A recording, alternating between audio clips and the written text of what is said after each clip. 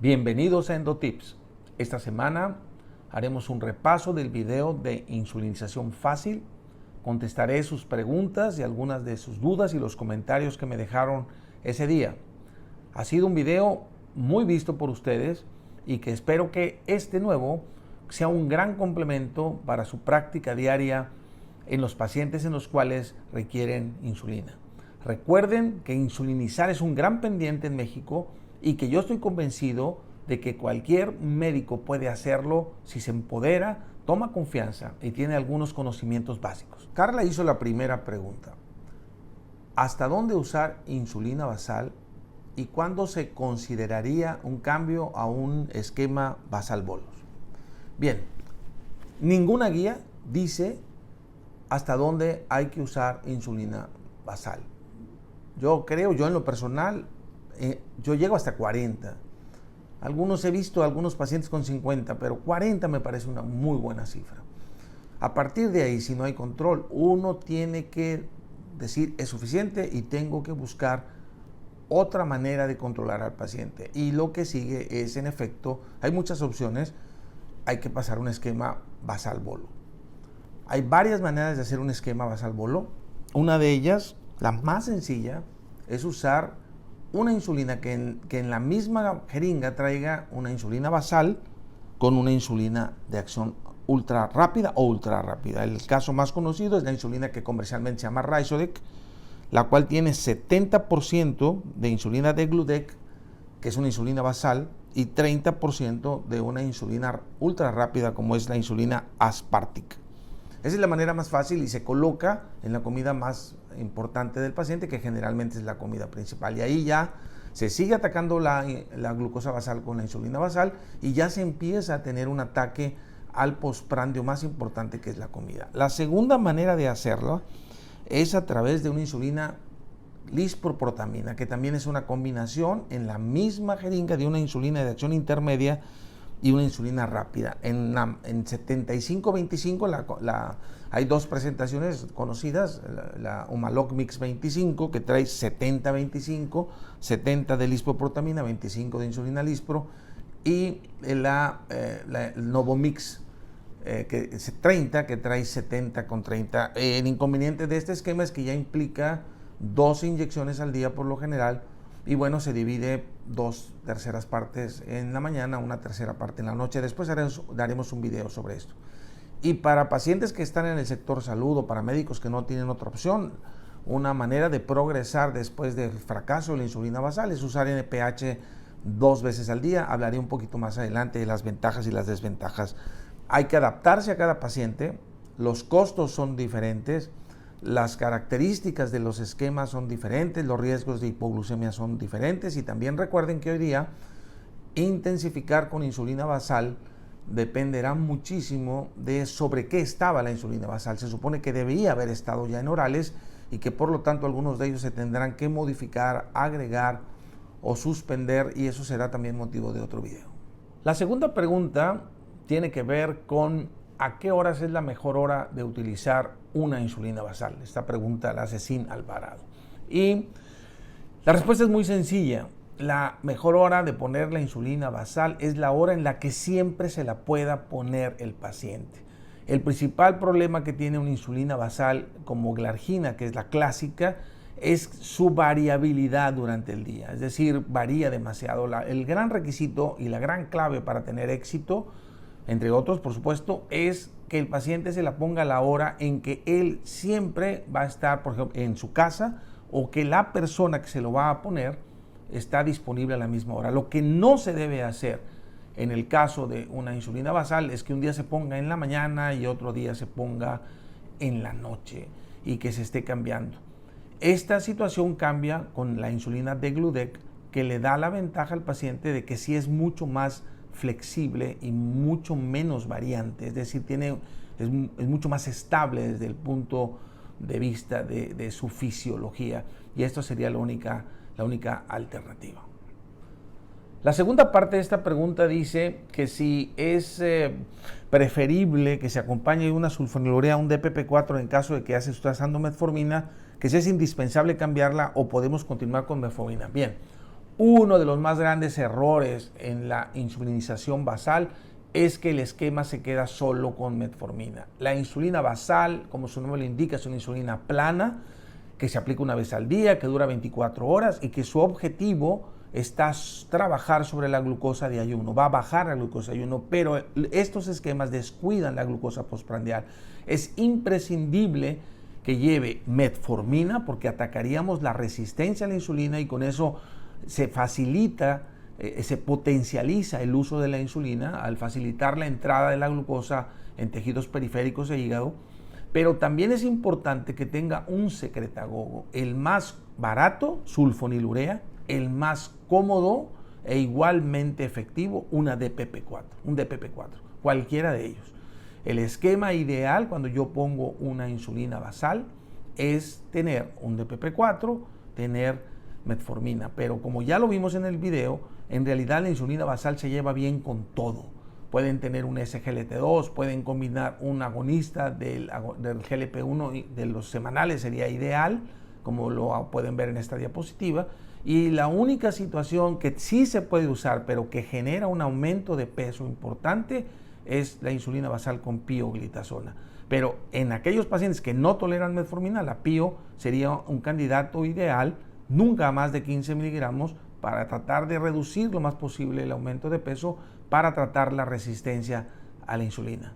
David me hace esta pregunta en el sentido de qué tan recomendable es utilizar desde el principio metformina con insulina como primer paso sin haber utilizado otros medicamentos orales, o si es mejor empezar metformina más otro oral y utilizar insulina cuando la terapia oral no se vio mejoría. Por supuesto que ya se ha visto en las guías que a veces si la glucosilada es mayor de 9.5, 10% y el paciente está sintomático, a veces es necesario de inicio entrar con insulina más otros agentes orales. Sin embargo, no es lo común. De manera tradicional, la insulina se usa cuando los agentes orales no han logrado control metabólico en los pacientes. Es decir, lo que ustedes estaban usando, glibenclamida más metformina, no logró control, pues tienen que iniciar insulina basal. Terapia triple, glibenclamida, metformina, pioglitazona, pues hay que empezar insulina basal. Es decir, cualquiera que sea la combinación, estén involucrados los que estén involucrados. El no tener control metabólico implica el utilizar una insulina basal. Y uno de los puntos claves aquí es que no se quitan los agentes orales, se agrega la insulina. Esa es la clave y ese es otro de los errores comunes que se ven y que se tienen que evitar cuando se usa insulina basal. Carlos Federico hace esta pregunta, que si es recomendable iniciar con una insulina basal como glargina 10 unidades y 3 inyecciones de ultra rápida antes de desayuno, comida y cena, o si podemos iniciar solo con una basal. Y bien, Carlos, normalmente, complementa el comentario anterior, normalmente no necesitas ir de inicio con una basal y un esquema basal plus o basal bolos en este caso.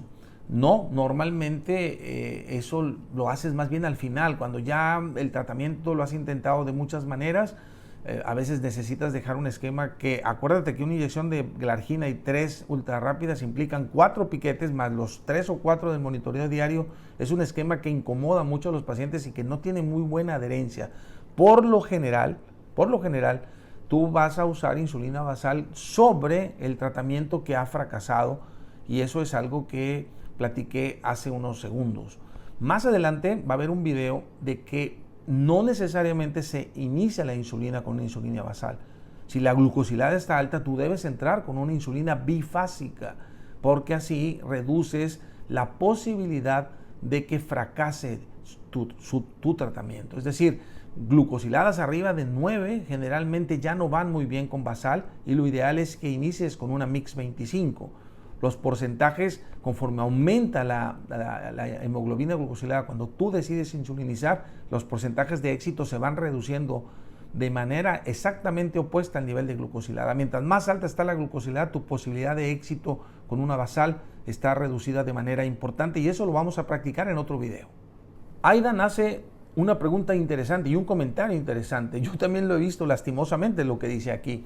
Él comenta que pacientes que tienen obesidad mórbida y resistencia a la insulina, él ya ha visto incluso en 2 ocasiones que le dejan NPH 3 veces al día y en dosis altas. Bien, de manera categórica digo que eso es un esquema absolutamente equivocado y que ya no debe hacerse más en México y en cualquier país.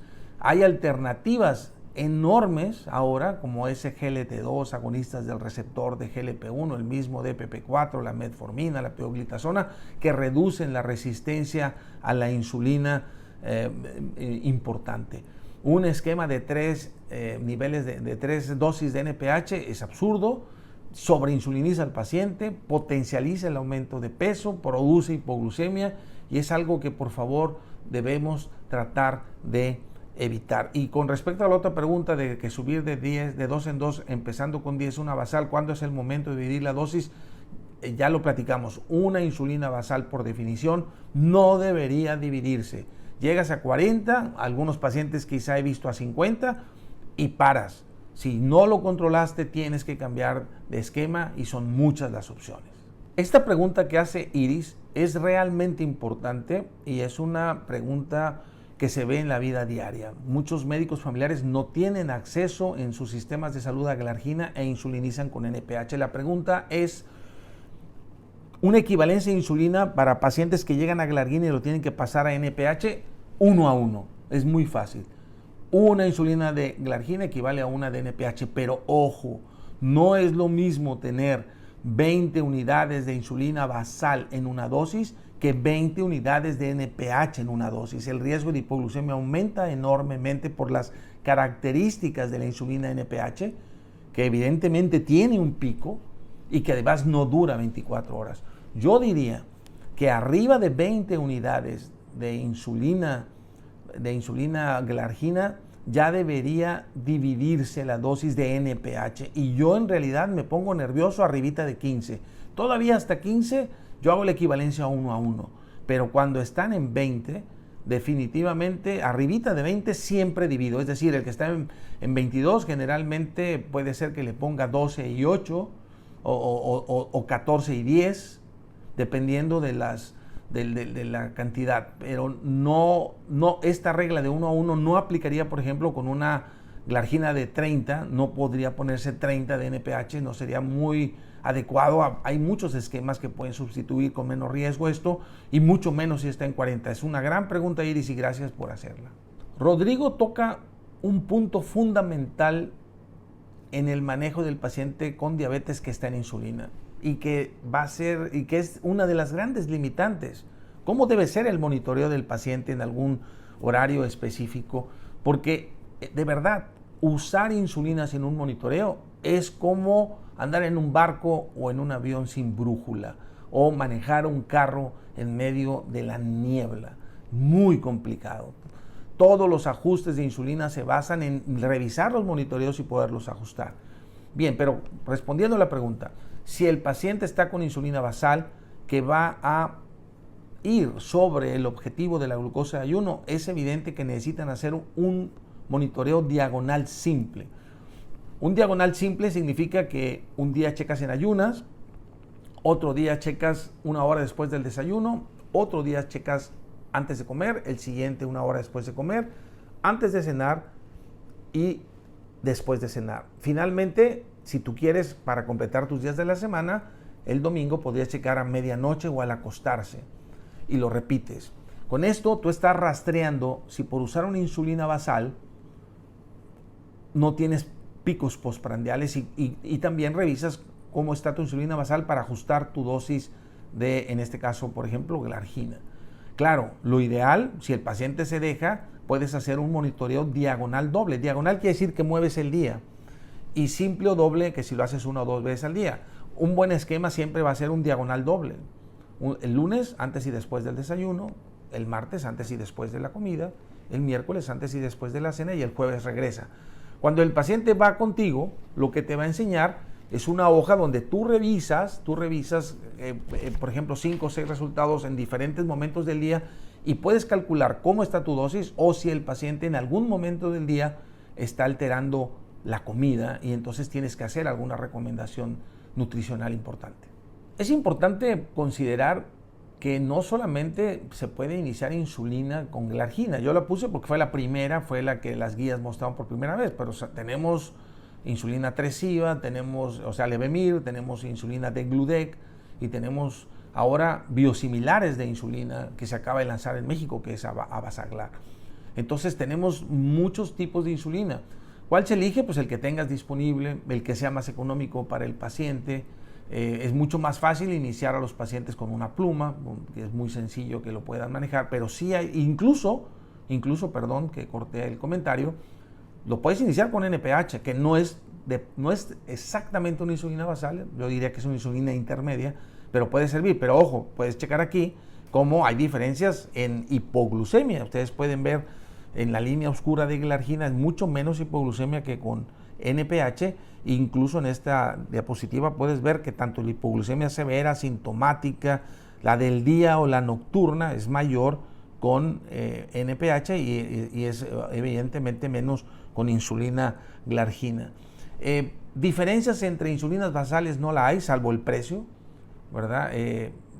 La biosimilar Abasaglar va a ser la más barata. La Toujeo tiene la ventaja de que les ofrece más insulina en una sola pluma y eso significa que el paciente va menos veces a comprar. La insulina glargina ya la conocemos.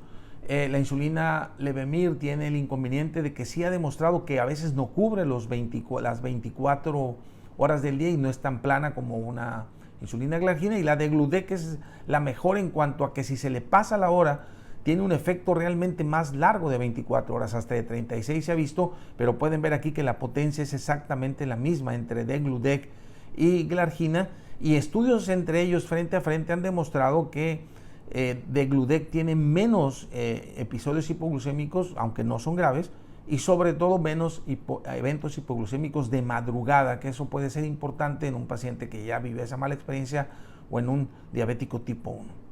Mariana, a quien conozco muy bien, hace una pregunta muy interesante. Mi pregunta que si el paciente ya lo lograron bajar de más de 14 de glucosilada y ya está en 7, ¿se puede desescalar o yo le llamaría desintensificar de la insulina hacia un oral? Por supuesto que sí. La insulina va de ida y viene de vuelta. Es decir, así como intensificamos y controlamos, también podemos ir hacia atrás. Por eso es muy importante mantener una buena estructura fisiopatológica con los orales, es decir, tener metformina o pio para la resistencia a la insulina, tener un inhibidor de DPP4 para poder estar teniendo, o una sulfonilurea, para tener una capacidad secretora de insulina, y tener un inhibidor de SGLT2 para tener cómo botar azúcar por el riñón. Y igual en un agonista del receptor de GLP-1 que además le quita el hambre, le modula muchísimas cosas más como el efecto de la célula alfa, el glucagón. Por supuesto, el mismo monitoreo te va diciendo si lo puedes bajar o no lo puedes bajar. Es decir, si tú utilizaste o estás en 14 unidades de insulina, tienes una buena base de orales o de agonista receptor de GLP-1 y tus glucometrías están entre 70 y 80, puedes ir bajando de 2 en 2. A partir de 10, puedes empezar a pensar en suspender la insulina, sobre todo en 6. Yo diría que en 6 el éxito está casi asegurado, en 8 altísimo el éxito y en 10 depende de qué tan estructurado y cuánto tiempo lo tienes estable. Pero sí, Mariana, puedes pasar a un paciente de inyectables a terapia oral. Amigos, espero que les haya gustado este video, pero sobre todo, mucho más que gustado, que les sea útil. El deseo de este canal es que cada vez más médicos tengan la confianza y se empoderen en usar insulina. Es un gran pendiente la insulinización en México y el miedo a la hipoglucemia no debe detenernos. Seguiré al pendiente de sus comentarios. Nos vemos la semana que entra. Cuídense mucho. Chao.